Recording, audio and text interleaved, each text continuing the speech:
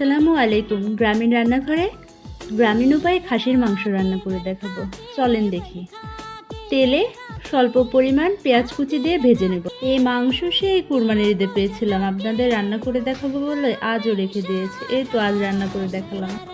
বাদামি রং ধারণ করতে করতে এলাচ, দারচিনি, তেজপাতা, লবঙ্গ মশলাগুলি আস্তে আস্তে দিয়ে দিব।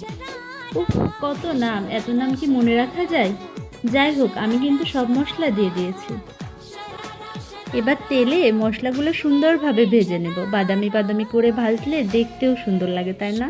এবার আমি একসঙ্গে পেস্ট করে রাখা পেঁয়াজ, মরিচ, আদা, রসুন, জিরে বাটার দিয়ে দিব।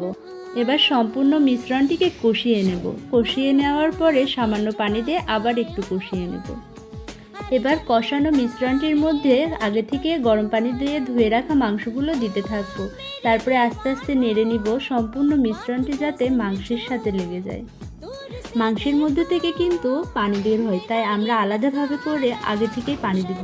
মাংস থেকে পানি ছাড়া শুরু হলে ঢাকনাটিকে তুলে সুন্দরভাবে নাড়তে থাকবো। দেখতে হবে পুরো যেন না ধরে, অনবরত সুন্দরভাবে নাড়বেন। এবার আমরা ঝোলের জন্য পর্যাপ্ত পরিমাণে পানি দেব। ঝোলের পানি শুকিয়ে আসলে ফ্লেভারের জন্য কাঁচা মরিচ ও রসুন দেব।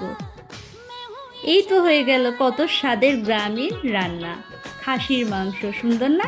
একদিন প্লিজ ট্রাই করবেন বাসায়।